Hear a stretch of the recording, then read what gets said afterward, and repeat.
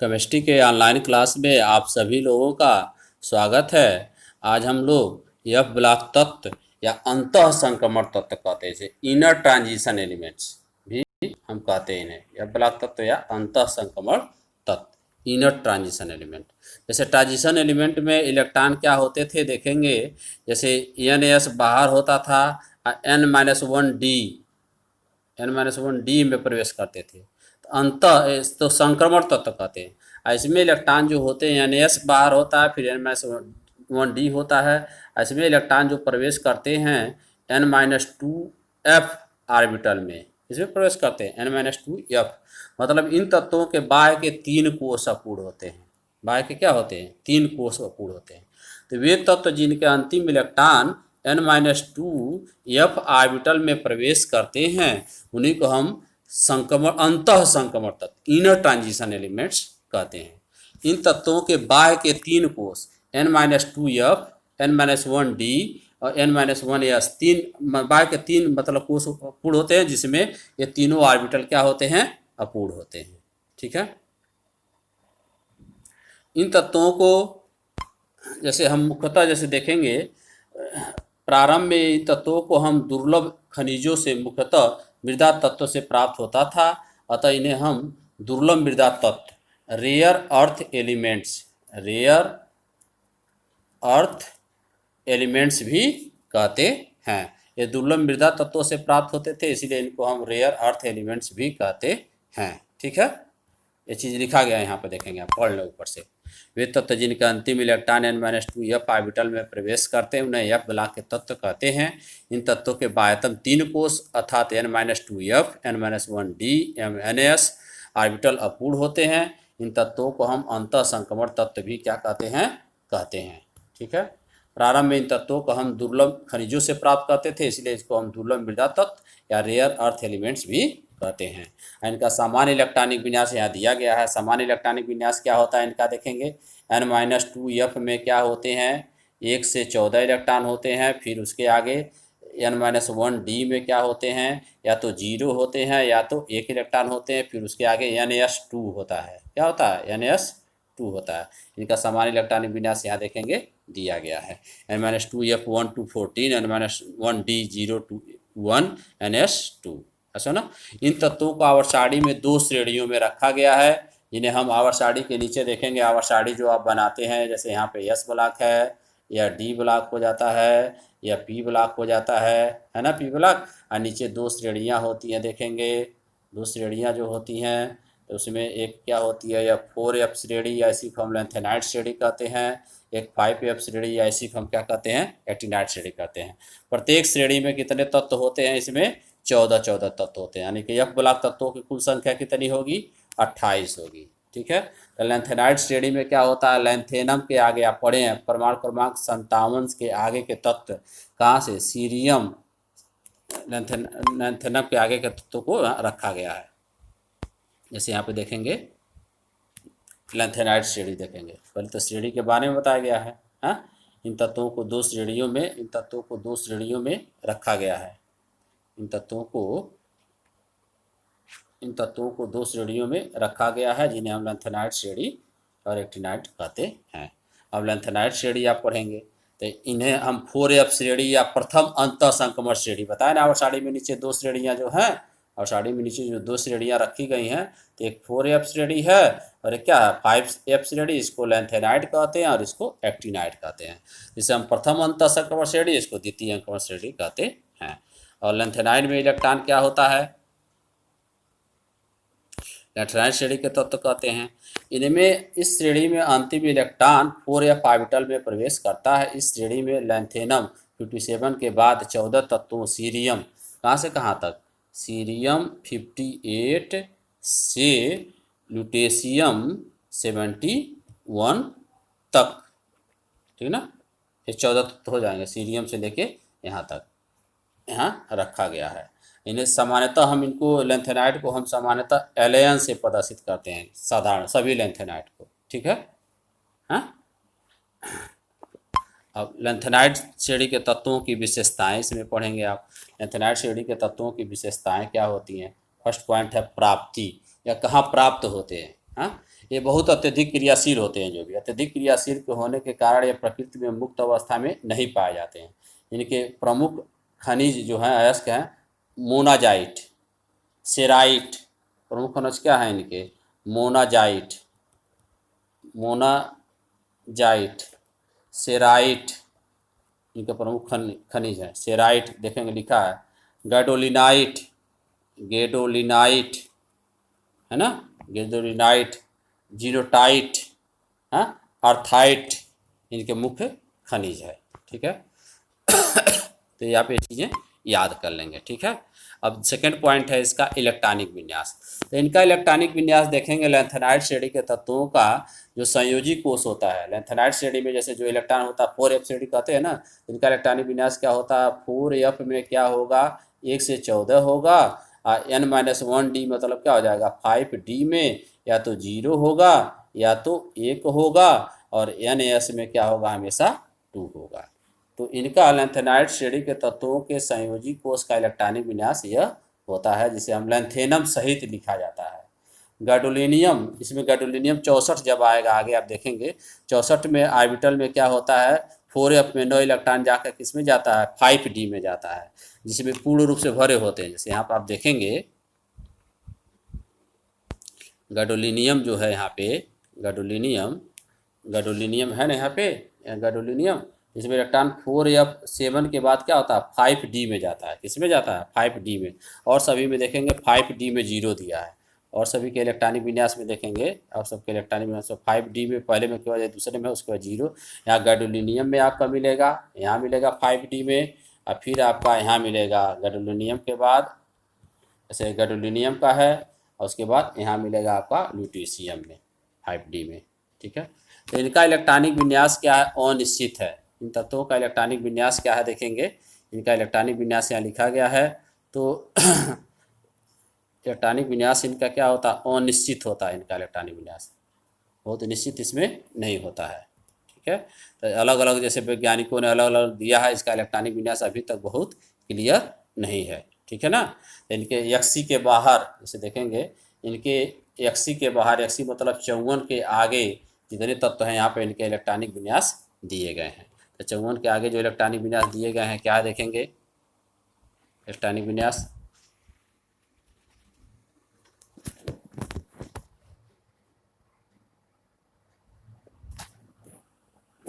देखेंगे।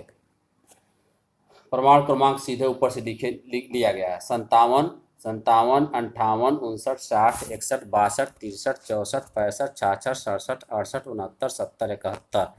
तब तो क्या लिए गए हैं? नाम दिया गया है लैंथेनम, जैसे नाम दिया गया देखेंगे, लैंथेनम, सीरियम, प्रोजीडियम, नियोडियम, प्रोमोथियम, ऐसे नाम दिया है ना, नीचे मैं पढ़ रहा हूँ। Samarium, europium, gadolinium, terbium, dysprosium, holmium, erbium, thulium, ytterbium, lutetium. तो ये भी आपका होमवर्क है। आप क्या करेंगे, आप जैसे 4f मतलब लैंथेनाइड श्रेणी याद कर लेंगे तो भविष्य में बहुत ही अधिक फायदा होगा। संकेत सबका दिया गया, जैसे देखेंगे लैंथेनम का La, सीरियम का Ce, प्रोजीडियम का Pr, नियोडियम का ND है या ND है, नियोडाइमियम का ND, ठीक ना, प्रोमोथियम का PM, समेरियम का SM।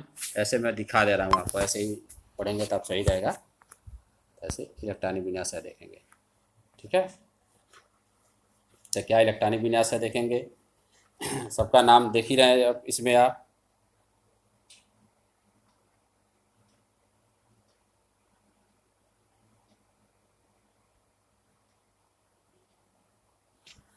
Lanthanum, cerium, praseodymium, neodymium, promethium, samarium. परमाणु क्रमांक क्रमशः है 57 से लिया जाता है इलेक्ट्रॉन में, लैंथेनम को नहीं छोड़ा जाता इसमें। ठीक ना, जब लिया जाता है तो इसमें देखेंगे आप नाम और संकेत में, जैसे मैं यहाँ ले रहा हूँ, जैसे सीरियम देखेंगे लैंथेनम है, ठीक ना, लैंथेनम है।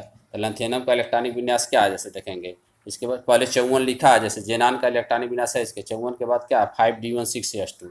उसके बाद सीरियम आएगा तो 58 हो जाएगा, तो इसमें 4f में एक इलेक्ट्रॉन आ गया, 4f 5d16s2। अब प्रोजेडाइमियम आएगा तो Pr होगा, तो इसमें अब 5d में इलेक्ट्रॉन नहीं रहेगा, f में ही आ जाएगा, तो d वाला भी एक इलेक्ट्रॉन आ जाएगा, तो 4f2 होना चाहिए। तो आप देखेंगे 4f3 है, 4f3 5d06s2, ऐसे ही लगातार बढ़ता जाएगा। देखेंगे 4f4 नियोडाइमियम का, प्रोमोथियम का 4f5 6s2 5d में 0 है। समेरियम का देखेंगे 4f6 इतना है। यूरोपियम का देखेंगे 4f7 है। गैडोलिनियम का देखेंगे 4f7 है। जब यहाँ पे देखेंगे इसका 4f7 हो गया यूरोपियम का, तो गैडोलिनियम में 4f7 चूंकि ये हाफ फील्ड हो गया, 4f7 क्या हो गया, हाफ फील्ड, तो क्या होगा इसका भी 4f7 होगा। 5d में क्या हो जाएगा, एक इलेक्ट्रॉन बढ़ जाएगा, ठीक ना, बढ़ जाएगा। लेकिन अगला टर्बियम आएगा तो वो 4f7 न होकर जैसे क्या हो जाएगा यहाँ पे 4f9 हो जाएगा, मतलब 5d वाला भी एक इलेक्ट्रॉन आ जाएगा, एक इलेक्ट्रॉन इसका बढ़ ही रहा है। तो ये हो जाएगा। फिर ऐसे डिस्प्रोसियम का 4f10 हो जाएगा, इसका 4f11 4f12 4f13 4f14। अब 5d 0 है, लेकिन ल्यूटीशियम का 71 है, तो 4f14 फुल फील्ड रहेगा, अब 5d 1 रहेगा, ठीक है। तो ये ऐसे इलेक्ट्रॉनिक विन्यास हो गए हैं, ठीक है। तो आप देखेंगे वहाँ पे जो दिया गया है, हाँ। तो इलेक्ट्रॉनिक विन्यास यहाँ समझ रहे होंगे सबका, यहाँ से यहाँ तक दिया गया है। देखेंगे लैंथेनम का क्या है, देखना ध्यान से आप लोग।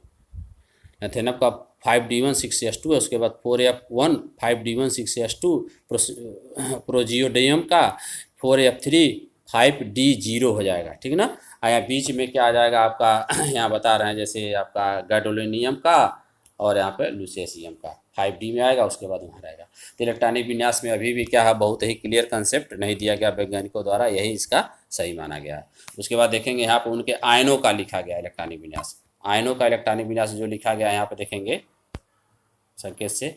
अब यहाँ पे देखेंगे आप लैंथेनम है, या लैंथेनम में Ln2+ है, या Ln3+ है। मैं Ln2+ मतलब कि इसमें कितने इलेक्ट्रॉन निकलेंगे, 2 इलेक्ट्रॉन। तो 6s का 2 इलेक्ट्रॉन निकल गया, यह क्या बचेगा 5d1। यहाँ पे देखेंगे यहाँ पे भी 2 इलेक्ट्रॉन निकल जाएगा, तो क्या हो जाएगा यहाँ पे 4f1 है, तो यहाँ 2 इलेक्ट्रॉन निकल गया, तो क्या होना चाहिए 4f1 5d1, लेकिन 5d1 वाला भी इलेक्ट्रॉन क्या होता है 4f में आ जाता है, इसलिए देखेंगे यहाँ पे 4f2 हो गया। यहाँ देखेंगे क्या हो जाएगा, 2 इलेक्ट्रॉन निकल जाएगा 4f3, यहाँ 2 इलेक्ट्रॉन निकल जाएगा तो क्या हो जाएगा 4f4 बचेगा। ऐसे ही 2 इलेक्ट्रॉन निकल जाएगा तो 4f5, जैसे देखेंगे 4f6 4f7। यहाँ पे देखेंगे 2 इलेक्ट्रॉन निकल जाएगा तो यहाँ पे 4f7 हाफ फील्ड रहेगा भी और 5d1 भी रहेगा। फिर यहाँ पे 4f9 हो जाएगा, या 2 इलेक्ट्रॉन निकल जाएगा तो नीचे वाला। यहाँ पे 2 इलेक्ट्रॉन निकल जाएगा 4f10, 2 इलेक्ट्रॉन निकल जाएगा 4f11, इलेक्ट्रॉन निकल जाएगा 4f12, 2 इलेक्ट्रॉन निकल जाएगा 4f13, 2 इलेक्ट्रॉन निकल जाएगा 4f14, नीचे वाले में 4f वैसे हो जाएगा। इसी तरह से 3 यह दिया है, जैसे 3 इलेक्ट्रॉन निकल जाएगा, इसमें 3 इलेक्ट्रॉन निकल जाएगा तो यस का भी डी का, यानी कि 4f0 4f में एक भी इलेक्ट्रॉन नहीं रहे। इसमें 3 इलेक्ट्रॉन निकल जाएगा तो क्या हो जाएगा, एक इलेक्ट्रॉन और निकल जाएगा, तो 2 यस का 1 डी का, तो 4f1 4f2 4f3, ऐसे देख लीजिए 3 इलेक्ट्रॉन निकलने वाला। देखिए समझ में आ रहा है। पीडीएफ भी इसका प्रेषित किया जाएगा, तो पीडीएफ से आप नोट्स बना लेंगे, ठीक है। देखिए सबका इलेक्ट्रॉनिक विन्यास। ये सबसे अधिक अस्थायी ऑक्सीकरण अवस्था इसकी होती है लैंथेनाइडों की 3+3 ऑक्सीकरण अवस्था ही Ln3+ के रूप में दिया गया। क्वेश्चन बनता आगे आपको बताया जाएगा, ठीक है। आप यहाँ से ध्यान से एक बार और सबका ऑक्सीकरण अवस्था देख लें, कोई कन्फ्यूजन हो तो नीचे वाला अवश्य देखेंगे। थोड़ा आपको लग रहा कठिन चीज़ है, लेकिन यह आसान है, ठीक है। अब आ जाएंगे आप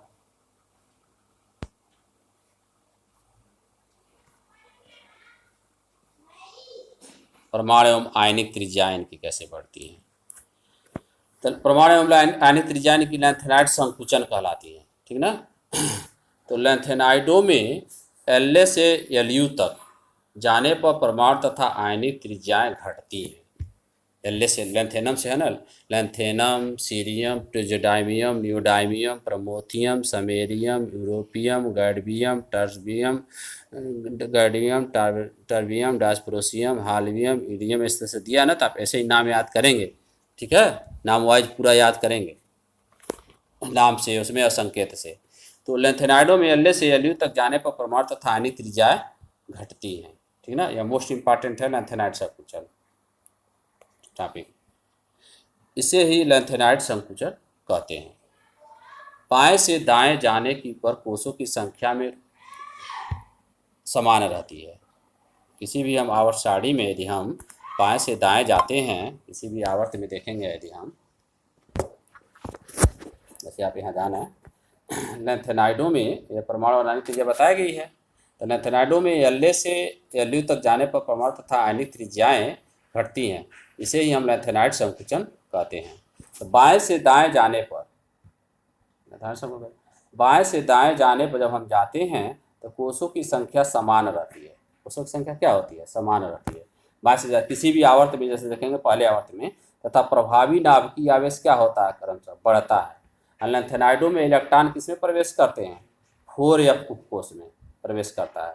जैसे 4f में ही आप देखे हैं, 4f में क्या होता है? प्रवेश करता है ना, तो आप परिरक्षक प्रभाव पढ़े होंगे। तो चूंकि एफ इलेक्ट्रॉनों का आवरण प्रभाव, परीक्षक प्रभाव, वही हम कहते हैं एस पी एवं डी इलेक्ट्रॉनों के आवरण प्रभाव से दुर्बल होता है, अतः कम प्रभावी परिरक्षक प्रभाव नाभिक के आकर्षण बल को संतुलित नहीं कर पाता है, जिसके परिणाम स्वरूप नाभिकीय आकर्षण बल अधिक हो जाता है, अतः इन तत्वों के आकार में क्या होती है? कमी हो जाती है। ठीक ना। जैसे आप देखेंगे, जैसे एक आवर्त में यदि हम बाएं से दाएं जाते हैं तो कोषों की संख्या में कोई परिवर्तन नहीं होता। जैसे मान लीजिए कि ये 4, जैसे 4, 5, 6 तक बढ़ेंगे ना, 4, 5, 6 तक बढ़ेंगे। मान लीजिए हम नाभिक जैसे बना लिए प्लस, या पहला कोष हो गया, या दूसरा कोष हो गया, या तीसरा कोष हो गया, या चौथा कोष हो गया, या पाँचवा कोष हो गया, और यह छठवां कोष हो गया मान लीजिए। ठीक ना। तो इलेक्ट्रॉन किस में भरेंगे? इसमें चौथे कोष में भरेंगे। ठीक ना, चौथे कोष में भरेंगे। हाँ, IF में भरेंगे। तो नाभिक क्या करता है? आकर्षण बल अपनी और इलेक्ट्रॉन को आकर्षित करता है ना। IF में जब क्या होगा? इलेक्ट्रॉन जब इसमें जाएगा तो आकर्षण बल और अधिक आकर्षित करेगा। तो आंतरिक कोष में जो इलेक्ट्रॉन होते हैं, आंतरिक कोषों में उपस्थित इलेक्ट्रॉन नाभिक द्वारा बाह्य कोष के इलेक्ट्रॉनों पर आरोपित आकर्षण बल के मान को क्या करेंगे? कम कर देंगे। मतलब यह परिरक्षक, इसी को हम परिरक्षक प्रभाव कहते हैं। तो यहाँ पर चूंकि परिरक्षक प्रभाव क्या होता है? सबसे अधिक आकर्षित S होता है, फिर P होता है, फिर D होता है, फिर F होता है। ठीक ना। तो परिरक्षक प्रभाव सबसे कम F ऑर्बिटल, मतलब यह इलेक्ट्रॉन अधिक आकर्षित होगा तो परिरक्षक प्रभाव का मान क्या हो जाएगा? कम हो जाएगा। ठीक ना। तो नाभिकीय आकर्षण बल के कारण क्या होता है? जैसे वही चीज यहाँ पे लिखा गया है, इसके परिणाम स्वरूप नाभिकीय आकर्षण बल क्या होता है? अधिक हो जाता है, तो इन तत्वों के आकार में क्या होती है? कमी हो जाती है। अब लैंथेनाइड संकुचन के परिणाम क्या हैं? लैंथेनाइड संकुचन के परिणाम निम्नलिखित है। पहले लैंथेनाइडों का हम पृथक्करण कर सकते हैं।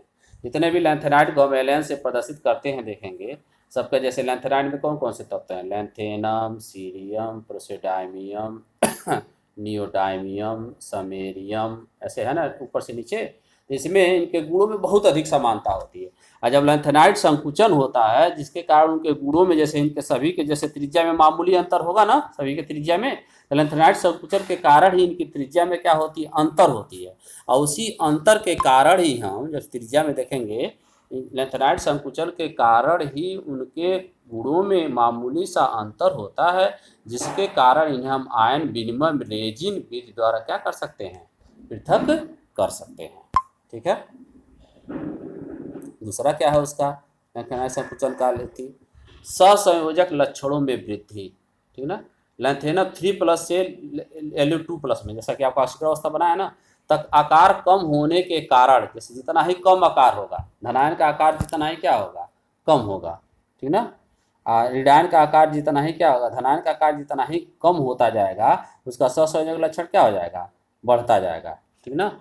हाँ, जैसे यहाँ देखेंगे इसके कारण LaOH थ्राइस, इसमें La क्या है? +3 है, ये भी क्या है? +3 है। अधिक क्षारीय होगा तथा LaOH थ्राइस क्या होगा? कम क्षारीय लक्षण प्रदर्शित करेगा। और उसके बाद क्या होती है? इनका तीसरा लक्षण क्या है? समान परमाणु व आयनिक त्रिज्या। तीसरा लक्षण क्या है इनकी? समान परमाणु या आयनिक त्रिज्या। तीसरा लक्षण इनका देखेंगे है इसमें समान परमाणु एवं आयनिक त्रिज्या है इसका। ठीक ना। लैंथेनाइड संकुचन के कारण जर्कोनियम तथा हाफनियम, जैसे जर्कोनियम होता है और हाफनियम। ठीक ना। और उसके बाद नायोबियम तथा टल्टेनम, TA, इनकी त्रिज्याएं क्या होती हैं? इन दोनों की और इन दोनों की क्या होती है? समान होती है। गुणधर्म भी क्या होते हैं? समान होते हैं। इसलिए हम इनको जुड़वा, रासायनिक रूप से जुड़वा तत्व भी कहते हैं। जैसे जुड़वा तत्व कौन है? Zirconium, hafnium. क्वेश्चन बन सकता है। केमिकल ट्विंस एलिमेंट्स बोलते हैं। और नायोबियम है और टल्टेनम है, TA। ठीक ना। तो इसको हम जुड़वा तत्व भी कहते हैं। तो देखेंगे यहाँ पे आप एक बार देख लें, लैंथेनाइड संकुचन का परिणाम यहाँ पे लिखा गया है लैंथेनाइड संकुचन का परिणाम एक बार ध्यान से आप पढ़ लें। पहला लैंथेनाइडों का पृथक्करण है, जैसे यह चीज पढ़ लें पूरा जो लिखा है। उनके गुणों में बहुत अधिक समानता होती है, जब तक हम उसको लैंथेनाइड संकुचन के कारण उनके गुणों में कुछ भिन्नता आती है, उसी भिन्नता के आधार पर ही हम क्या कर सकते हैं, उनको हम अलग अलग कर सकते हैं। दूसरा सहसंयोजक लक्षण में वृद्धि है, पढ़ लें आप। और तीसरा समान परमाणु और आयनिक त्रिज्या। और इस पर एक प्रश्न भी दिया गया, देखेंगे ट्विंस एलिमेंट्स वाला आप इंपॉर्टेंट है, नोट कर लेंगे जैसा बताएंगे। प्रश्न क्या दिया गया, लैंथेनाइड संकुचन तथा इसके परिणामों को समझाइए। ठीक है, तो आज के क्लास में इतना ही। पिछले क्लास का भी आप पढ़ लेंगे उसमें, ठीक है ना। पिछले क्लास का पढ़ने के लिए आपको मैं पहले बता चुका हूँ। जो लोग न पढ़े हों, इस चैनल को क्या करें, chemistry classes by Manoj sir channel को क्या करें, लाइक करें, सब्सक्राइब करें, और अपने क्लास के अन्य बच्चों के साथ, मतलब आपके जो क्लास में पढ़ते हैं अन्य बच्चों के लिए क्या करें, आप शेयर करें। आपके जो मित्र हों क्लास 12 में पढ़ते हैं उनको क्या करें, ये चीज़ शेयर करें वीडियो, ताकि अधिक से अधिक लोग क्या करें, इसका फ़ायदा उठा सकें। तो आगे के क्लास में भी आपको क्या किया जाएगा, इसके आगे आक्सीकरण अवस्था बताई जाएगी, जो बहुत ही इंपॉर्टेंट है, और ये चीज़ें आप ध्यान से पढ़ लेंगे। इसमें लैंथेनाइड संकुचन और थोड़ा इलेक्ट्रॉनिक विन्यास में क्या है, कठिनाई है इसमें, क्योंकि यह वैज्ञानिकों द्वारा अभी भी सही रूप से इसे सॉल्व नहीं किया गया है, ठीक ना। तो जो इलेक्ट्रॉनिक विन्यास, इसका समान इलेक्ट्रॉनिक विन्यास अन्य चीज़ें बताई गई हैं, आप लोग अच्छी तरह से देख लेंगे। तो आज के क्लास में इतना ही। आप सभी लोगों का बहुत